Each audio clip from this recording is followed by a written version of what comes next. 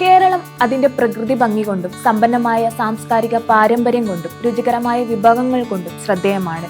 അറബിക്കടലിന്റെ തീരവും പശ്ചിമഘട്ടത്തിന്റെ പച്ചപ്പും കായലുകളും പുഴകളും ഇടതൂർന്ന കാടുകളും അതുല്യമായ സംസ്കാരവും തനതായ പാചക രീതികളും ചേർന്ന കേരളം സഞ്ചാരികൾക്ക് മറക്കാനാവാത്ത അനുഭവമാണ് നൽകുന്നത്.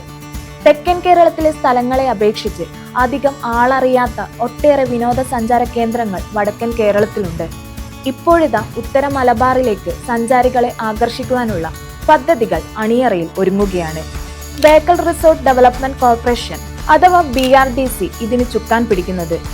BRDCയുടെ രണ്ടാം ഘട്ട വികസനത്തിന്റെ ഭാഗമായി അന്താരാഷ്ട്ര നിലവാരമുള്ള ടൂറിസം അമ്യൂസ്മെന്റ് സെന്റർ സ്ഥാപിക്കുന്ന കാര്യമാണ് പരിഗണനയിൽ.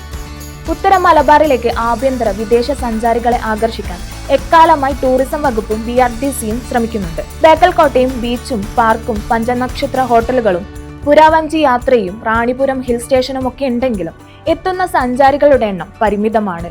കൂടാതെ സംസ്ഥാനത്തെ പ്രധാന ഡെസ്റ്റിനേഷൻ വെഡ്ഡിംഗ് കേന്ദ്രങ്ങളിലൊന്നാണ് ബേക്കൽ. നേരത്തെ ഒരു പ്രമുഖ സ്വകാര്യ കമ്പനി ഈ പദ്ധതി ഏറ്റെടുത്തിരുന്നു. എന്നാൽ ചില കാരണങ്ങളാൽ ആ കമ്പനി പദ്ധതിയിൽ നിന്ന് പിൻവാങ്ങി. ഇതിനെ തുടർന്ന് പദ്ധതിക്ക് ഒരു താൽക്കാലിക തടസ്സം നേരിട്ടിരുന്നു. ഇപ്പോൾ വീണ്ടും പ്രൊജക്ട് തുടങ്ങി സഞ്ചാരികളെ ഉത്തര മലബാറിന്റെ മണ്ണിലേക്ക് സ്വാഗതം ചെയ്യാൻ ഒരുങ്ങുകയാണ് BRDC. സിംഗപ്പൂരിലെ യൂണിവേഴ്സൽ സ്റ്റുഡിയോസ് പോലൊരു കേന്ദ്രമാണ് BRDCയുടെ പരിഗണനയിലുള്ളത്.